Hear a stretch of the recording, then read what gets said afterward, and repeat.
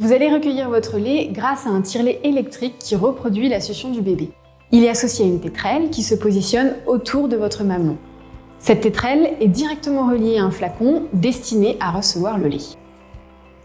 Il est conseillé de s'orienter vers un tire-lait électrique, double pompage, qui vous permet de recueillir le lait sur vos deux seins simultanément.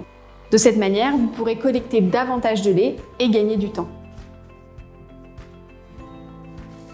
Que ce soit à la maison ou à l'hôpital, il est important de respecter des mesures d'hygiène strictes pour que votre lait ne soit pas contaminé par des bactéries qui pourraient être à l'origine d'infections pour votre bébé prématuré.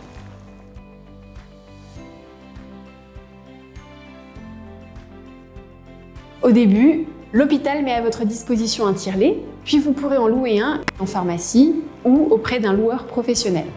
Le choix de la taille de la tétrelle est important afin de recueillir votre lait de façon efficace et confortable. Le mamelon doit bouger librement dans la tétrelle et ne pas frotter pour éviter le risque de blessure. Et l'aréole ne doit pas être trop aspirée. La taille de la tétrelle sera choisie et réévaluée régulièrement par le personnel soignant.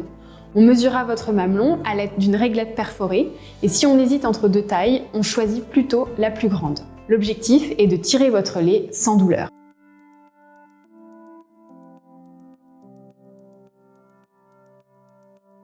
L'idéal est de commencer à recueillir votre lait le plus tôt possible après la naissance.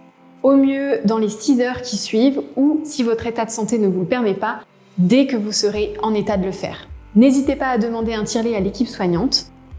Il est possible que vous ne recueilliez pas de lait la première fois, ce n'est pas grave, cela ne présage en rien la quantité de lait que vous produirez par la suite.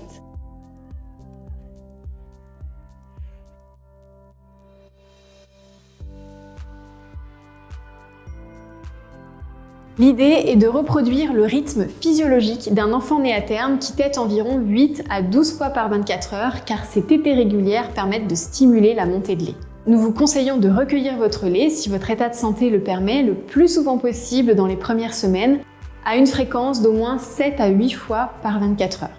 Continuez dans la nuit le plus possible en fonction de votre fatigue, sans dépasser 5 heures entre deux recueils.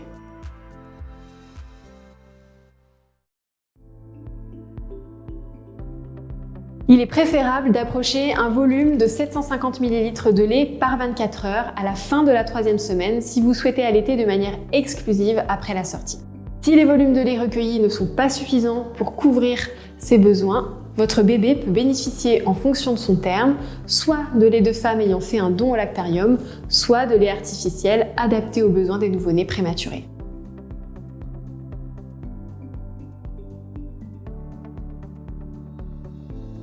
Au départ, votre enfant est nourri toutes les 3 heures. Une seringue de lait préparée à partir des flacons de lait que vous avez recueillis est raccordée à la sonde, insérée jusqu'à l'estomac de votre bébé. Ensuite, votre bébé pourra commencer à prendre une partie de ses repas au sein. À ce moment-là, la fréquence des prises sera davantage basée sur son propre rythme. Un complément de votre lait lui sera administré par la sonde si nécessaire.